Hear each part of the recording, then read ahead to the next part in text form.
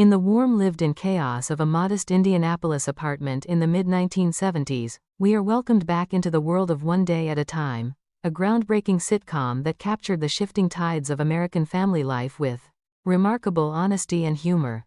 The script before us opens not with grand drama but with the familiar rhythms of domestic existence, immediately immersing us in the everyday struggles of Ann Romano, a divorced mother of 2 teenage daughters, navigating the delicate balance between independence, responsibility, and lingering emotional wounds. This opening sequence masterfully sets the tone for the entire episode, blending relatable comedy with poignant insights into the realities faced by single working mothers during an era of profound social change. The episode begins with the return of Ann's daughters, Julie and Barbara, from a weekend spent with their father Ed and his new girlfriend, the glamorous television model Candy Crothers. Right from the first lines, the audience senses the undercurrents of tension. Ann, portrayed with the weary yet resilient charm that defined Bonnie Franklin's iconic performance, attempts to maintain composure as the girls enthusiastically recount their adventures. The dialogue crackles with natural authenticity. The girls' excitement about the circus, the lake plans, and Candy's magnetic personality contrasts sharply with Ann's more grounded practical weekend of household chores. When Ann quips about cleaning the oven and scrubbing the bathroom, the humor lands softly but effectively, highlighting the unglamorous reality of single parenthood.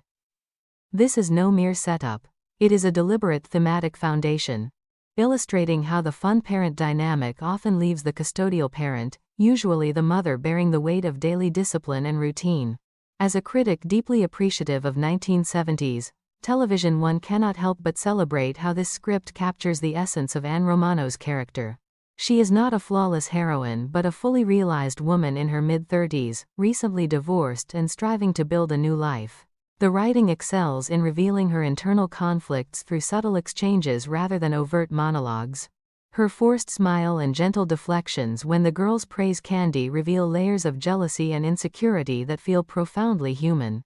In the context of 1970s America, where divorce rates were rising and traditional family structures were being challenged by feminist ideals, Ann represents a pioneering figure, a woman who chose to leave an unhappy marriage, retained custody of her children, and is determined to prove that she can thrive on her own terms.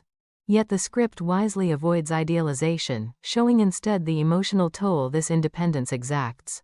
The arrival of David, Ann's loyal friend and lawyer, further enriches this domestic portrait. Their banter is laced with affection and familiarity, providing both comic relief and emotional grounding. David's attempts to cheer Ann up with beef stroganoff, only to be met with the girls' complaints about their junk food-filled weekend, underscore the everyday negotiations that define single-family life.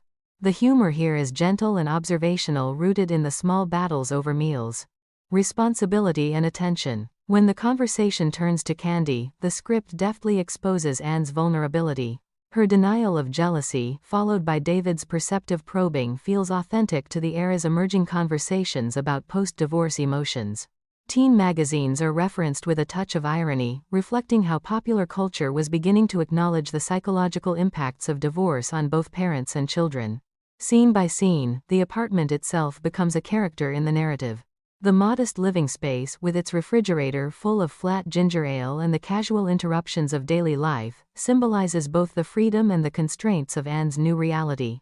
The writing appreciates the small details, the girls' casual cruelty in comparing their exciting weekend to their mother's domestic labors, Ann's attempts at humor that mask deeper pain, and the warm undercurrent of family love that persists despite the friction. This is classic sitcom structure at its best, where laughter emerges from recognition rather than exaggeration.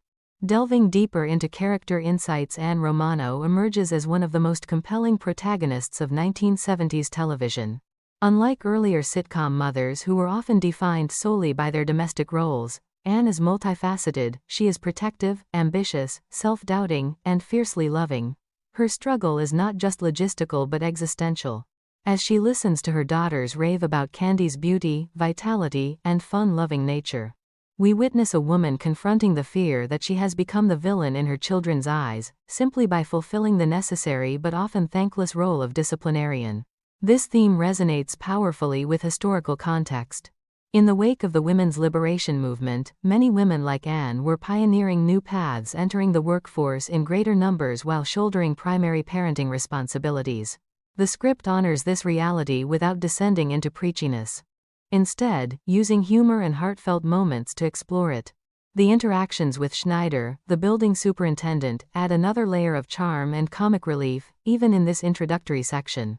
His over-the-top personality and well-meaning intrusions provide a counterpoint to the family's internal dynamics, reminding viewers of the supportive, if eccentric community that often surrounds single parents. Schneider's presence reinforces the show's central appeal, the idea that family extends beyond blood relations in the modern world. As the narrative unfolds in these early scenes, the dialogue demonstrates exceptional timing and natural flow. The writers capture teenage speech patterns with precision, allowing Julie and Barbara to voice their perspectives without sounding contrived.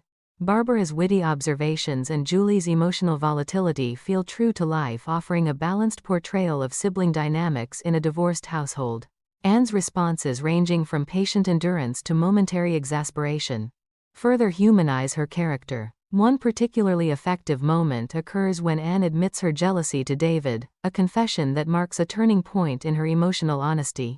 This vulnerability is handled with sensitivity, showcasing the show's strength in blending comedy with genuine emotional depth. Thematically, this opening part of the script establishes several key motifs that will reverberate throughout the episode: the tension between glamour and substance, the challenges of co-parenting after divorce, and the search for personal identity amid changing social norms. The 1970s setting is evoked not through heavy-handed exposition but through cultural references like television commercials, popular magazines, and shifting attitudes toward dating and sexuality. Candy Crothers, though not physically present in every scene, looms large as a symbol of the new woman in the post-divorce landscape, young, attractive, unburdened by traditional responsibilities, and therefore effortlessly appealing to the Fordans' children. In appreciating the writing, one must acknowledge the skillful way the script follows the chronological flow while weaving in deeper analysis of character motivations. Anne's weekend of household chores is not merely comedic fodder. It represents the invisible labor that single mothers often perform without recognition. The contrast with the girls' circus and lake adventures highlights generational and situational differences in how joy is experienced. The dialogue sparkles with memorable lines, such as Anne's self-deprecating remarks and the girls' enthusiastic endorsements of Candy, each contributing to the rich tapestry of family interplay. Performance-wise, though we are working from the script, one can easily envision the superb delivery that made One Day at a Time a critical and commercial success. Bonnie Franklin's Anne brings a perfect mix of strength and fragility, while the young actresses portraying Julie and Barbara infuse their roles with authentic teenage energy. The supporting characters from David to Schneider are written with distinct voices that enhance, rather than overshadow, the central family story. This initial section of the episode masterfully reintroduces us to the apartment and its inhabitants, grounding the more dramatic developments to come in the everyday realities of single motherhood. It celebrates the resilience required to maintain a household, raise teenagers, and preserve one's sense of self after divorce. In doing so, it captures the timeless charm of a show that dared to portray these struggles with warmth, wit, and unflinching honesty. As we move forward with Anne's journey, we are reminded why One Day at a Time remains a landmark in television history, offering both laughter and profound reflection on the evolving American family. The script's attention to detail, in these opening moments from the flat ginger ale to the casual family banter, creates an immersive environment that draws viewers into Anne's world. We feel her exhaustion, her quiet pride, and her underlying fears. This is not just setup.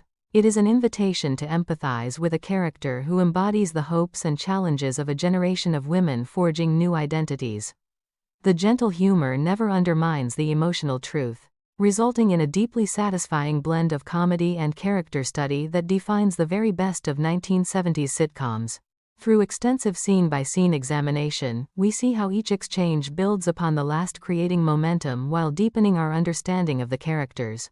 The apartment, with its lived-in feel and constant interruptions, becomes a microcosm of Anne's life, filled with love, conflict, responsibilities, and the persistent hope for something better. As a single working mother, Anne stands as a beacon of quiet strength. Her everyday struggles rendered with such care and authenticity that they transcend the specific era to speak to universal experiences of parenthood and personal growth. In conclusion to this first part of our analysis, the script opens with remarkable assurance, establishing not only the premise but the emotional core of the story. It honors the complexities of single motherhood in 1970s America, while delivering the relatable domestic comedy that audiences cherished. Anne Romano's journey, beginning in the familiar confines of her apartment, promises to be both entertaining and profoundly moving, a testament to the enduring power of well-crafted television to reflect and illuminate our shared human experiences.